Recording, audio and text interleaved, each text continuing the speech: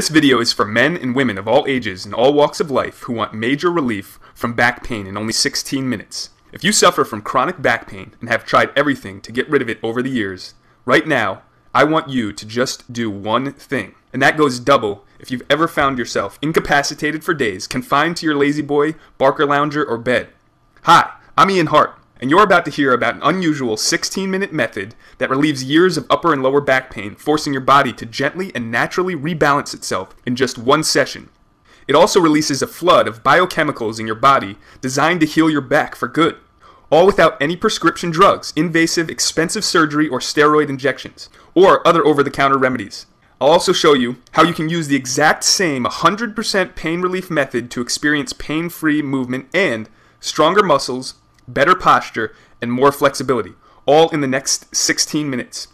I'll even share with you the cause of your pain and the remedy right inside this video. So if you're struggling with back pain, if you've tried workout programs and diets and seen little in the way of real results, then this video could change your life. Why? Because these 2-minute miracle movements are so new and so different, you've never seen anything like them before. And in the next few minutes, as you watch this short video, you'll discover why you're in pain, even though you did nothing wrong, and it has nothing to do with your bones. Why yoga, Pilates, and even other basic stretching exercises may be doing you more harm than good.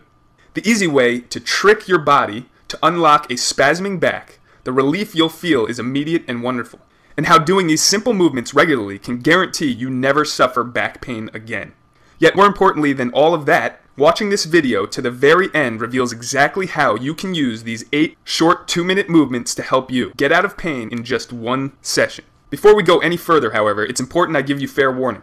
The information in this video flies in the face of what you may have been told in the past about back pain. Instead of giving the natural pain relief you need, mainstream healthcare professionals profit keeping you hooked on mind-numbing medications, expensive non-essential surgery, painful corticosteroid injections, supposedly therapeutic massages, expensive electrical stimulation machines. They know that when you learn the real solutions exist, like these 2-minute movements, you'll never spend another penny on their back pain procedures again. Okay, now that I have your undivided attention, and I know you're serious about eliminating back pain from your life using these 2-minute miracle routines, let me share with you a quick story about one of my clients, a 49-year-old bus driver who came to me as his last resort.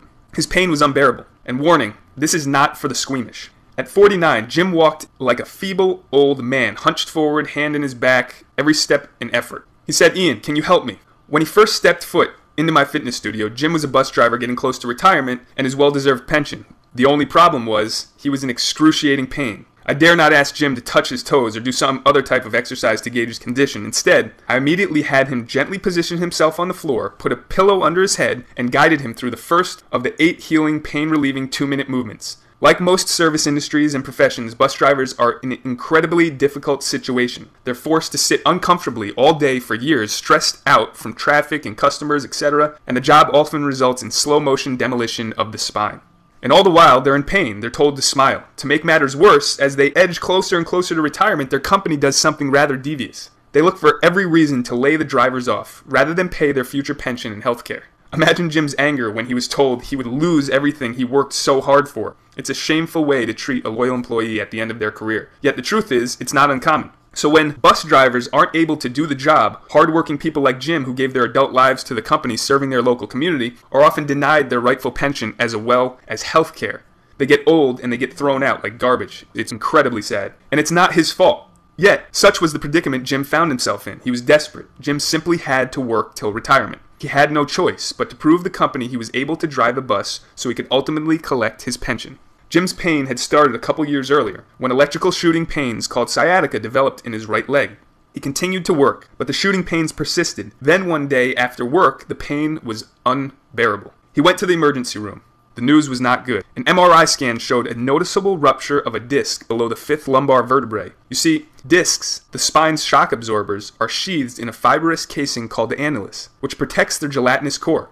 When a disc ruptures, bits of it break through the casing. The MRI scan showed that the protruding edge of Jim's ruptured disc was pressing up against the right nerve root as it exited the spine. Unfortunately, the MRI showed something else disturbing. Some narrowing of the disc immediately above, an early sign of degeneration. Jim was given different pain medication at different times, including Vicodin, Percocet, and Darvin, which he could only use when he wasn't driving. Instead, he occasionally received epidural steroid injections, yet his pain persisted. Then, about 9 months after Jim injured himself, an orthopedic surgeon performed a procedure called a discectomy, where a fragment of the ruptured disc is removed. For 75% of patients with sciatica who undergo discectomy, the procedure helps relieve pain. In Jim's case, his sciatica went away, but the pain in his lower back increased. Yet another MRI showed the disc the surgeon had operated on had started protruding again, this time pressing up against both the right and the left nerve roots. The surgeon told Jim the next step would be to fuse his lower vertebrae together, which supposedly had become unstable.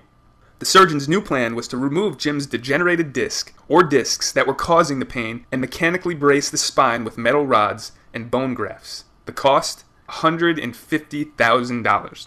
First, however, the surgeon wanted Jim to undergo an incredibly painful procedure called a discography, an invasive process that determines how much of his pain was coming from the lower protruding discs and how much from the upper narrowed one.